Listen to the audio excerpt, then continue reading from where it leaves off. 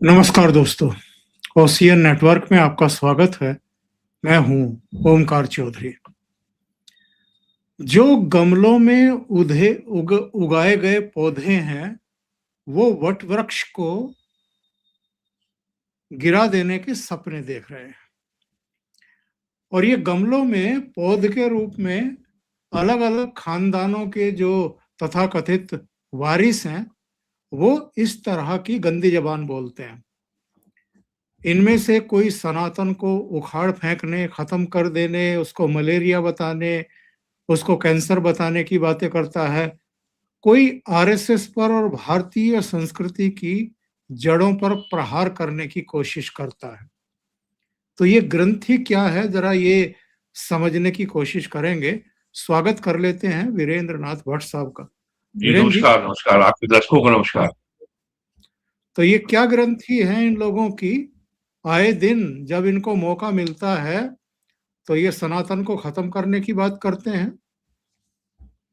देखिए जो अंग्रेजों ने ये बहुत पहले समझ लिया था, आज से 200 साल पहले, कि तमिलनाडु को अगर पूरा ईसाई बनाना है, तो हमें यहाँ पे ब्राह्मणों को एक खलनायक बनाना होगा और ब्राह्मणों के खिलाफ जनमत तैयार करना होगा। इसी उद्देश्य से और ये क्रिश्चियन मिशनरी ने अंग्रेजों से कहा था कि ब्राह्मणों के रहते हम पूरे तमिलनाडु को क्रिश्चियनिटी में कन्वर्ट नहीं कर सकते। तो और उसके बाद से ब्राह्मणों के खिलाफ अभियान शुरू हुआ तमिलनाडु से, जो भारत में आज भी जारी है। और अशोका यूनिवर्सिटी है सोनीपत में, जो कि वामपंथी जिहादियों का गढ़ है, वहां पे ये कहा जाता है कि ब्राह्मण विदेशी है, ब्राह्मण वापस जाओ, ऐसे नारे जेएनयू में भी लगाए जाते हैं। और अब ये कांग्रेस का और कम्युनिस्टों का प्री नारा हो गया है। तो आज से 100 साल पहले जब जस्टिस पार्टी बनी थी, जो उस समय मद्रास प्रेसिडेंसी था, जो आज तमिलनाडु है, तब से ये कार्यक्रम चल रहा है। और यही जस्टिस पार्टी बाद में डीके बनी, द्रविड़ कस्डम, और उसके बाद ये 67 में आजादी के बाद ये डीएमके बन गई। और 67 में डीएमके पावर में आई और कुछ साल बाद डीएमके का विभाजन हो गया और एमजी रामचंद्रन, जो बाद में मुख्यमंत्री बने, उन्होंने एक अलग पार्टी बनाई, ऑल इंडिया अन्ना डीएमके, एआईएडीएमके बन गई। ये पार्टियां हैं। तो 67 से लगातार तमिलनाडु में ये बाईपोलर या वहां एक ड्यूओपोली बन गई है कि एक न एक पार्टी सत्ता में वहां रहती है। आज 60 साल के बाद ये चक्र वहां टूटा है, बीजेपी के थर्ड पोल उभरने के बाद। और अब वो जो है, जो वहां का जो मुख्यमंत्री है क्रिश्चियन जोसेफ विजय, वो जो है, डीएमके ने जो तमिलनाडु की जो पॉलिटिकल आइडेंटिटी बना दी है, अब वो उसको तोड़ने का प्रयास कर रहे हैं। और उसी के तोड़ने के प्रयास से जो जो जो कुंठा उपजी है, उसी से का परिणाम था कि उदयनिधि स्टालिन, जो कि डीएमके के मुख्यमंत्री स्टालिन के बेटे हैं, उन्होंने सनातन धर्म के बारे में जहरीला विश्वमन किया तमिलनाडु विधानसभा में। और आश्चर्य की बात यह है, उस समय विजय ने हाथ जोड़ लिए थे जब वो बोल रहा था। सरकार की ओर से ऐसा कुछ नहीं हुआ कि इसको असेंबली की कार्रवाई से निकाल दिया जाए। और अब आते हैं कि जो जो जो अभी 2 दिन पहले जो वहां शपथ ग्रहण समारोह हुआ है, तो उसमें विजय ने तमिलनाडु की जो जो द्रविड़ आइडेंटिटी को तोड़ने के लिए क्या क्या काम किया। पहला काम उसने किया, जो तमिलनाडु में दोनों द्रविड़ पार्टियों ने जो वहां की स्टैंडर्ड ड्रेस बना दी थी कि शर्ट के नीचे वेस्टी यानी लुंगी, तो उसकी जगह उसने शर्ट पैंट पहना और उसके ऊपर ब्लेजर कोट पहना। एक तो ये काम उसने किया। और दूसरे शपथ ग्रहण समारोह के पहले वहां पे वंदे मातरम का गान हुआ।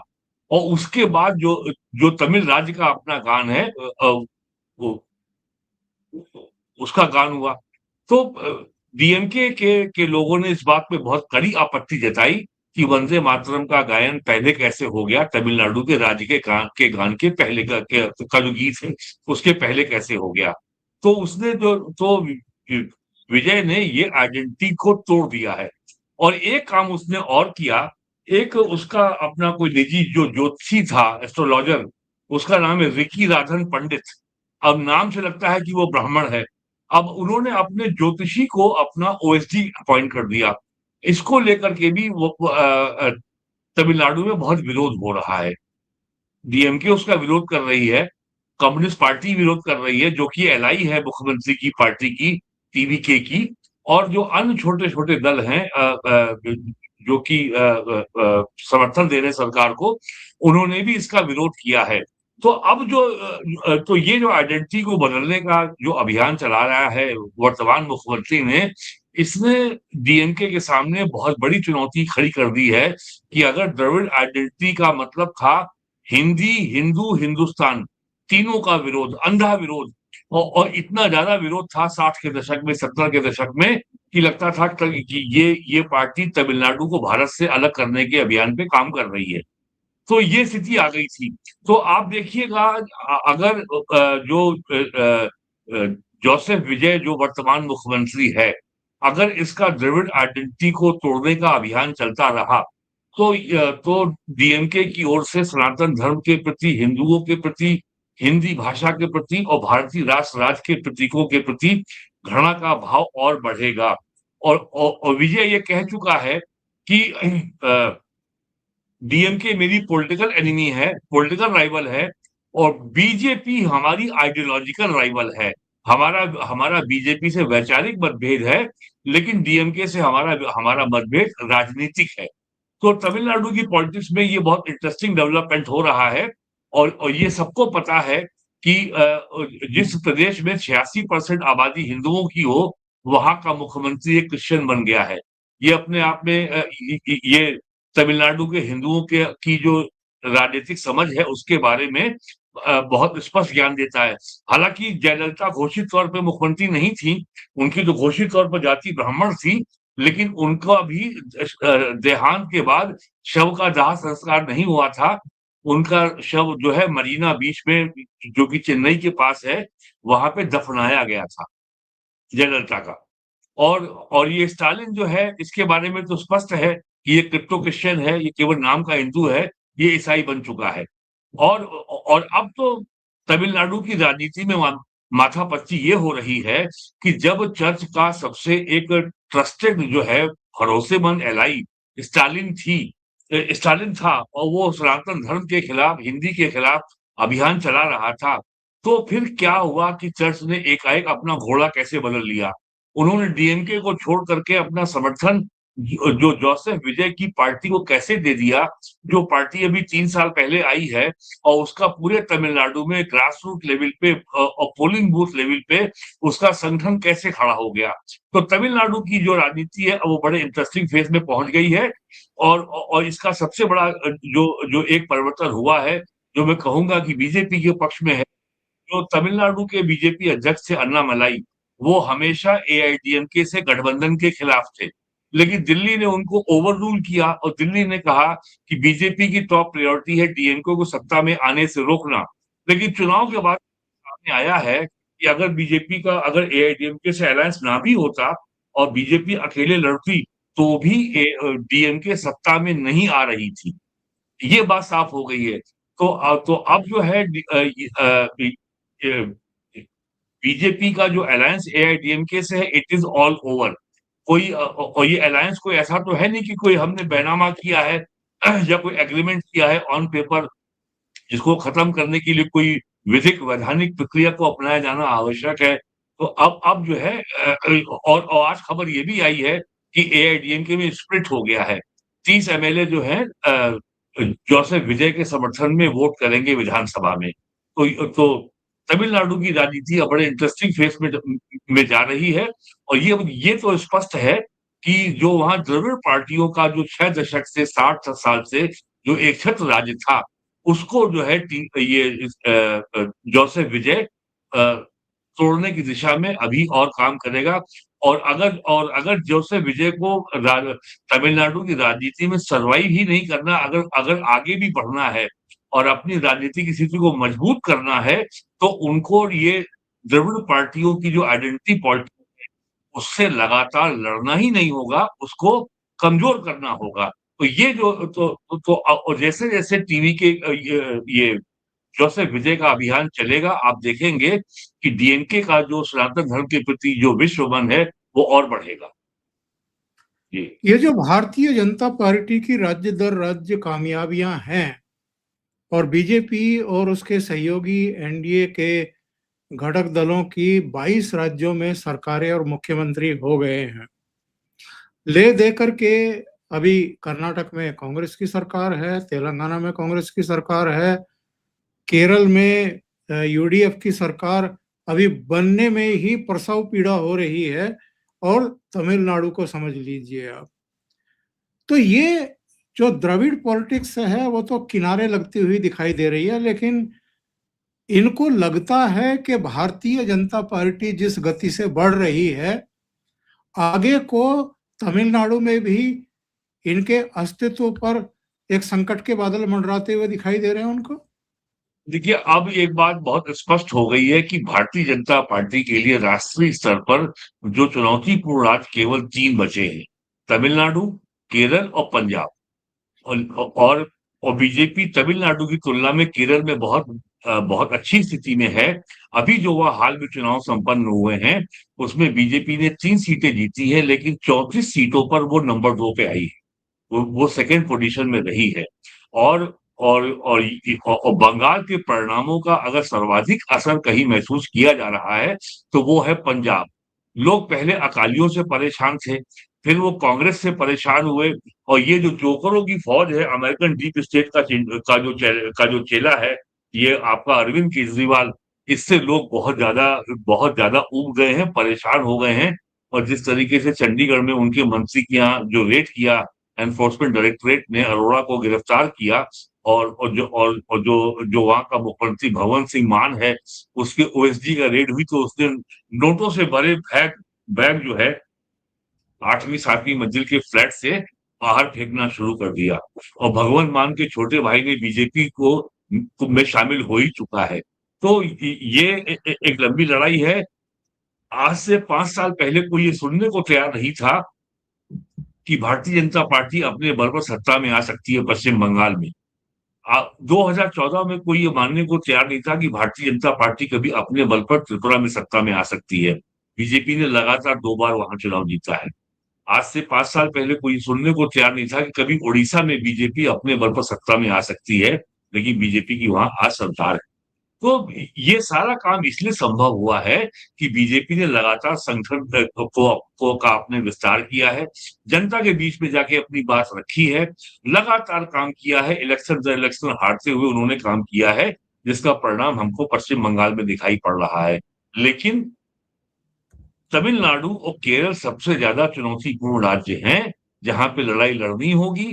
और अगर डीएमके का ये हिंदू धर्म के प्रति अगर विश्वमन इसी तरीके से जारी रहा, और जो कि मेरा जो पूरा अंदाजा है कि ये बढ़ेगा, ये रुकने वाला नहीं है, क्योंकि डीएमके अब जो है अपने अस्तित्व की लड़ाई लड़ रही है। और और जैसा मैंने कहा कि एआईडीएमके में स्प्लिट लगभग हो चुका है, यानी एआईडीएमके और कमजोर हुई है। तो अब जो है बीजेपी के लिए रास्ता आसान हो जाएगा। जो स्पेस एआईएडीएमके वेकेट करेगी, जो स्पेस उससे खाली होगी, उस स्पेस को, उस शून्य को बीजेपी भरेगी। ये स्थिति आ गई है। लेकिन अब देखते हैं कि ये सरकार जो जोसेफ विजय की है, ये कितनी स्थिर होती है, ये कितना कार्यकाल और ये कितना समय पूरा कर पाती है। क्योंकि जो इसके शुरुआती जो इसने जो संकेत दिए हैं, उससे ये बहुत साफ है कि इस व्यक्ति के पास कोई पॉलिटिकल समझ, कोई पॉलिटिकल विजन, कोई पॉलिटिकल प्रोग्राम नहीं है। इसने बिल्कुल कॉपी पेस्ट करके अरविंद केजरीवाल का पॉलिटिकल मॉडल को अपना लिया है कि हर व्यक्ति को 200 यूनिट बिजली हम फ्री देंगे, और तमाम योजनाएं कि हम ये फ्री देंगे, वो फ्री देंगे। और जबकि उसको ये मालूम है कि 10 लाख करोड़ रुपए से ज्यादा का तमिलनाडु पे लोन है, कर्जा है, ऋण है। और 70 और 80 और करीब 76,000 करोड़ रुपए साल में केवल ब्याज पे करना पड़ता है उस लोन के ऊपर। और अगर उसमें इंटरेस्ट और उसमें अगर मूल को जोड़ दें, तो केवल पुराने कर्जों का जो जो आपको जो रिपेमेंट करना है, वो 1 लाख करोड़ रुपए से ऊपर है। तो तमिलनाडु सरकार के पास अगर वो एडिशनल रिसोर्सेज अगर मोबिलाइज नहीं कर पाते हैं, तो इस सरकार के लिए जो अपने लोक लुभावन वादे हैं, उनको पूरा करना लगभग असंभव होगा। तो अब देखते हैं कि अभी तो एक हफ्ता भी नहीं हुआ है उनको पद की शपथ लिए हुए। कम से कम इनका बजट आ जाए और बजट पास हो जाए, तो उसके बाद देखते हैं कि 6 महीने में ये कैसे अपने वादों को पूरा करते हैं। क्योंकि सरकार जो ये जो क्षेत्रीय पार्टियां आती हैं, इनकी जो जो इनका स्टैंडर्ड ऑपरेटिंग प्रोसीजर केवल एक है। ये लोक लुभावन वादे करते हैं और सरकार के जो जो वर्तमान योजनाएं हैं उनको ही उनमें खर्चा काट देते हैं और फिर ये फ्री बांटना शुरू कर देते हैं। और इनके कोई भी लोक लुभावन वादे 1 साल से ज़्यादा चल नहीं पाते हैं। तो देखना है कि आपको ये इसकी परफ़ॉर्मेंस क्या होती है। आपको ऐसा नहीं लगता है कि ये जो खानदानी चश्मो चराग हैं, राज्यों में भी, क्षेत्रीय दलों में और राष्ट्रीय स्तर पर राहुल गांधी वगैरह, ये वैचारिक रूप से, सैद्धांतिक रूप से भारतीय जनता पार्टी से लड़ नहीं पा रहे हैं। भारतीय जनता पार्टी ने जो जनमानस है उसके हृदय को छुआ है, विरासत को पुनर्स्थापित और पुनर्प्रतिष्ठापित करने की एक बड़ी मुहिम शुरू कर रखी है। विकास के मोर्चे पर भी जो इनकी पूर्ववर्ती सरकारें रही हैं, वो कहीं भी नहीं ठहरती हैं भारतीय जनता पार्टी सरकारों के सामने। तो इसलिए इनकी कुंठा जो है वो निकल रही है और ये जो लगातार इनकी पराजय है, इसको ये सहन नहीं कर पा रहे हैं, क्योंकि धैर्य तो देखिए है नहीं, राजनीतिक एक अनुभव बात तो है नहीं। इस समय जो बात जो आपका जो हिजबुल्लाह अलायंस है, जो यानी इंडिया अलायंस है, उनको एक बात बहुत परेशान कर रही है कि हमारी सरकारें एंटी इनकम्बेंसी यानी सत्ता विरोधी रुझान का शिकार क्यों हो जाती हैं और भारतीय जनता पार्टी की सरकारें सत्ता विरोधी रुझान का शिकार नहीं बनती हैं। ये इस गुत्थी को सुलझा नहीं पा रहे हैं। और गुत्थी ये ऐसी ये है कि आज भी जनसंख्या का एक बड़ा वर्ग सरकार की योजनाओं पर निर्भर है और उन सरकारी योजनाओं का जिस तरीके से प्राइम मिनिस्टर नरेंद्र मोदी ने 15 अगस्त 2014 को लाल किले से घोषणा की थी कि भारत सरकार जैम पे चलेगी, जनधन आधार मोबाइल। और तब किसी को ये उम्मीद नहीं थी कि भारत सरकार इतनी बिजली की स्पीड से पूरी सरकारी व्यवस्था का सरकारी तंत्र को डिजिटाइज कर देगी और डिजिटल तरीके से बिना किसी सरकारी कर्मचारी, सरकारी विभाग के किसी ह्यूमन इंटरफेस के बगैर जनता तक सीधा लाभ पहुंच जाएगा। तो और जिस तरीके से पिछले 8-9 सालों में केंद्र सरकार ने पूरे भारत में 48 लाख करोड़ रुपए का डायरेक्ट बेनिफिट ट्रांसफर के माध्यम से जनता को सीधा लाभ पहुंचाया है। तो ये जनता के लिए बहुत बड़ी राहत की बात है कि उनको ये पैसा पाने के लिए कि कहीं पर भी लेखपाल, ग्राम प्रधान, बीडीओ, तहसीलदार के कार्यालय में चक्कर नहीं लगाने पड़े, किसी को एक पैसे की रिश्वत नहीं देनी पड़ी। जैसे अगर उत्तर प्रदेश की बात करें तो पीएम किसान सम्मान योजना का लाभ 2 करोड़ किसानों को साल में 6,000 रुपया उनके खाते में सीधा आ रहा है। क्षेत्रीय पार्टियों का केवल होता है एक ही तरीका, जाति को कैसे गोलबंद करो, थोड़ा मुसलमानों को जोड़ो, हिंदुओं को बाँटो, मुसलमानों को जोड़ो, लोक लुभावन नारे करो दो कि हम फ्री में देंगे, जैसा अरविंद केजरीवाल ने किया, जैसा बिहार में अभी अ, ला अभी जो है नवंबर में जो वहाँ चुनाव हुए 25 में वहाँ राष्ट्रीय जनता दल ने किया। या अखिलेश यादव जो है बार-बार कह रहे हैं कि हम 3,000 रुपए देंगे या तमिलनाडु में कहा है जोसेफ विजय ने कि हम 8 ग्राम सोना हर शादी होने वाली लड़की को फ्री में देंगे। तो सवाल ये है कि आप सब दीजिए जो देना हो दीजिए, लेकिन ये भी तो बताइए इसके लिए पैसा कहाँ से आएगा? तो ये सर तो और कोई भी क्षेत्रीय पार्टी की सरकार कभी ये नहीं बताती कि हम राज्य सरकार की आय बढ़ाने के लिए ये कदम उठा रहे हैं। और आय हम इसलिए बढ़ा रहे हैं कि जो हमने वायदे किए हैं उनके ऊपर जो हज़ारों करोड़ रुपए का जो एडिशनल खर्चा आएगा, वो इससे हम पूरा करेंगे। तो ये आय तो बढ़ाते नहीं, खर्चा बढ़ा देते हैं हज़ारों करोड़ रुपए का। उसके बाद ये जो है कॉन्ट्रडिक्शन में फँस जाते हैं। जैसे आजकल केजरीवाल फँसा हुआ है पंजाब में। और इसने 2 बार चुनाव जीता दिल्ली का केवल फ्री के नाम पर। जब सरकार बाहर गई तब समझ में आया कि बिजली का जो उसने फ्री बिजली का वादा किया था, 13,000 करोड़ रुपए बिजली कंपनियों का बाकी है। मॉडल शिक्षा की बात की थी, उसमें भी कहीं काम नहीं हुआ और करोड़ रुपए का घोटाला हुआ। मोहल्ला क्लिनिक की बात थी, वो भी सारे जो है किराए के मकानों में चल रहे थे, अपनी पार्टी के लोगों के मकान किराए पे लिए थे और उनको मोटा किराया दिया जा रहा था। तो ये सब जो है, ये पाखंड जब आप पाखंडी रास्ते अपना करके सत्ता में आते हैं, तो उसके बाद आपके पास एक ही रास्ता बचता है कि आप प्रोपेगेंडा करो कि देखो मैं ये काम इसलिए नहीं कर पा रहा हूँ कि नरेंद्र मोदी की सरकार जो है रोड़े अटका रही है या फलाना पार्टी जिम्मेदार है। तो इन सारे जो जो अंतर विरोध गवर्नेंस के हैं, जो कॉन्ट्रडिक्शंस हैं, इसका बीजेपी ने बहुत गहराई से अध्ययन किया और एक ऐसी व्यवस्था विकसित की कि जनता के बीच में इसका लाभ पहुंचे और राजनीतिक आरोप प्रत्यारोप की से हमको ना तो हमें कोई हानि हो और ना ही लोगों का दिमाग ये भटका सके। तो इसलिए बीजेपी लगातार हर जगह चुनाव जीत रही है। अभी आप देखिएगा कि पश्चिम बंगाल से ममता बनर्जी ने 15 साल में कितना लूटा है, ये सब सामने आएगा। ये सब सामने आएगा और ऐसी भयानक कहानियां आएंगी कि लोगों को विश्वास नहीं होगा।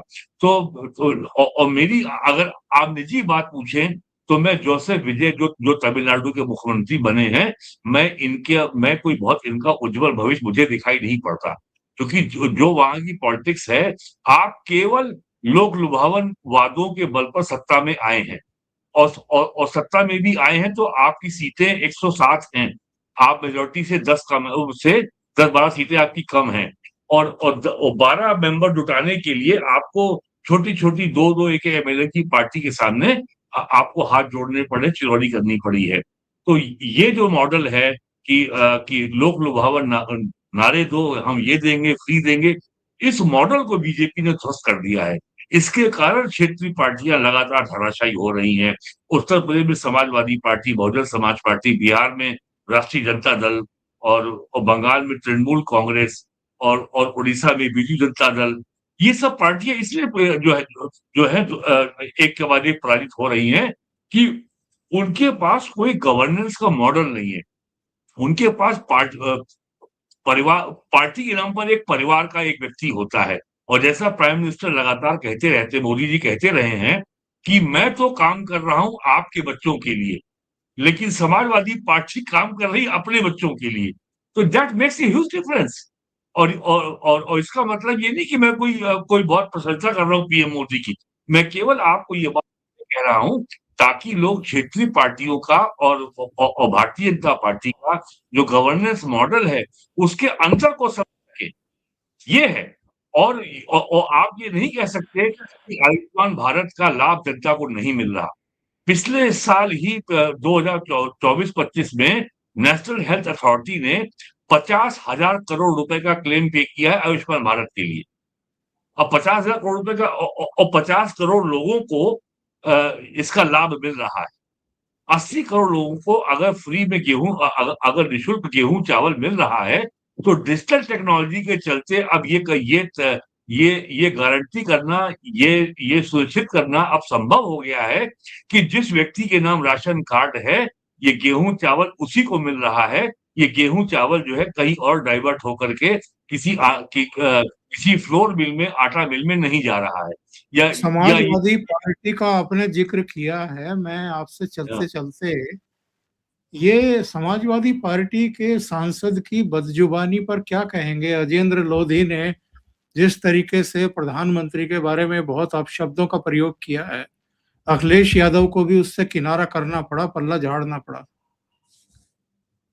देखिए, ये जो बोल रहे हैं अखिलेश यादव, ये इनके सांसद जो बोल रहे हैं, ये केवल ये दिखाता है कि जो कहते हैं ना कि ये पॉलिटिकली बैंकरप्ट हो गए हैं, यह राजनीतिक दिवालियापन है और कुछ नहीं है। वरना जो व्यक्ति एक पार्टी का सांसद है, उसको ये अच्छी तरह मालूम है कि वो किसके बारे में बोल रहा है, वो क्या बोल रहा है और इसके परिणाम दुष्परिणाम क्या होंगे। जो जो समाजवादी पार्टी के सांसद हैं महोबा के, वो इतने मासूम तो नहीं हो सकते कि उनको ये नहीं पता था कि वो क्या बोल रहे हैं। किसके बारे में बोल रहे हैं और इसके परिणाम क्या हो सकते हैं। आपको याद है सहारनपुर का एमपी जो इलेक्शन लड़ा था 2014 में, इमरान मसूद जो आजकल एमपी है कांग्रेस का, उसने कहा था हम मोदी की बोटी बोटी काटेंगे। और वो उसने केवल इसलिए कहा था कि अगर वो मोदी के खिलाफ घृणा को अगर उगलेगा तो मुस्लिम वोट उसके पीछे एकत्र हो जाएगा। अब और लेकिन वो आज भी अपने को डिफेंड नहीं कर पाता। तो बिहार पॉलिटिकल चुनाव के आर्मी समय बिहार चुनाव के समय आरजेडी के मंच से प्रधानमंत्री की गाली मां दी को गई, गाली दी गई। गाली दी गई, यस। तो जब ये नतीजा जब नतीजा क्या हुआ वहां पर आरजेडी का? आरजेडी को साफ हो गई। किनारे कर दिया लोगों ने। अरे भाई राहुल गांधी पिछले 12 साल से उन्होंने कौन सी ऐसी गाली दी है जो मोदी को नहीं दी है। यहां तक बोल रहे हैं मोदी तेरी कब्र खुदेगी। अब आप बताइए, आपको बीजेपी से लड़ना है कि मोदी से लड़ना, ये आप आज तक तय नहीं कर पाए। अगर आपको बीजेपी से पॉलिटिकल लेवल पे लड़ना है राजनीतिक स्तर पर, तो वैसे काम कीजिए जैसे बीजेपी ने 10 साल काम किया पश्चिम बंगाल में। वो आपकी बस का है नहीं। तो आप केवल मीडिया में छाए रहने के लिए, सोशल मीडिया में छाए रहने के लिए और इंस्टाग्राम में फॉलोवर बटोरने के लिए रोज नई गाली आप देते हैं मोदी को। आप आप केवल ये सब 2026 में राहुल गांधी 20 बार बोल चुके हैं कि मोदी कॉम्प्रोमाइज्ड है। आधे लोग तो ये नहीं समझते कि कॉम्प्रोमाइज का मतलब क्या है। और जब लास्ट ईयर मई 7-8 को जब ऑपरेशन सिंदूर हुआ था, मई 2025 में, तब इन्होंने बोल दिया कि नरेंद्र सरेंडर।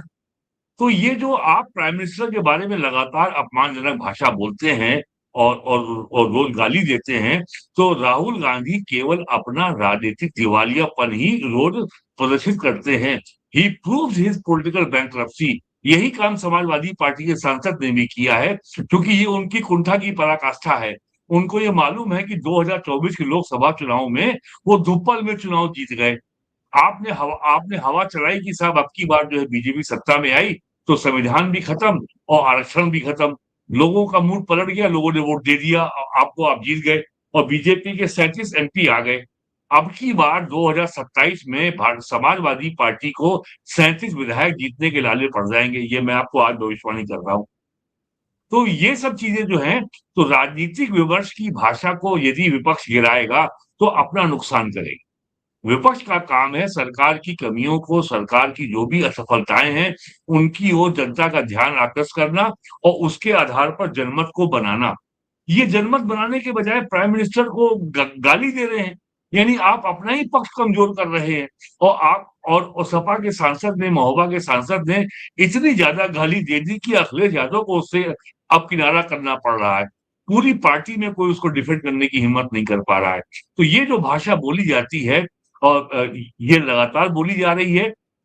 और 2014 में जब से नरेंद्र मोदी जी पीएम बने हैं, तो आप पॉलिटिकली उनसे लड़ नहीं पा रहे हैं। आप केवल 2024 के लोकसभा चुनाव के बाद का अगर आंकड़ा देख लीजिए, अक्टूबर 24 में सरकार बनी हरियाणा में, नवंबर 24 में सरकार बनी महाराष्ट्र में, फरवरी 25 में सरकार बनी दिल्ली में, नवंबर 25 में सरकार बनी बिहार में और मई 26 में सरकार बनी बंगाल में, पौंडीचेरी में और असम में।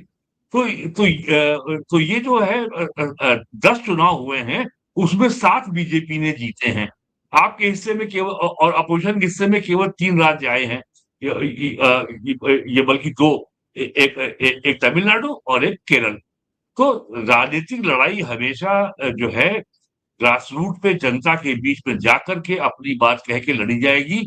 हर पक्ष अपनी बात कहता है और जनता जिससे ज्यादा प्रभावित होती है, जिस पे ज्यादा विश्वास करती है, वो उसको अपना मत देती है। पश्चिम बंगाल का जो चुनाव परिणाम है, आप कितना कहते रहिए कि वो बेईमानी की है, एसआईआर हो गया, सुप्रीम कोर्ट ने चुनाव आयोग का साथ दिया, लेकिन 93% वहां वोटर टर्नआउट था। इतने लोगों को बेईमानी से आप मतदान बूथ तक नहीं ला सकते, ये संभव ही नहीं है। और मैंने भी जो है 2009 से चुनाव देखे हैं ईवीएम के जरिए चुनाव में गड़बड़ी करना, बूथ कैप्चरिंग करना, रिगिंग करना असंभव है, संभव ही नहीं है। नहीं नहीं, बल्कि वो सब तृणमूल तो कांग्रेस ने बेईमानी की ये सब जब चुनाव, ये सब बकवास की जाती है। जहां अगर बीजेपी का सिंबल बेईमानी था वहां पे टेप लगा दिया, या वहां पे बेईमानी या वहां पे इत्र लगा दिया।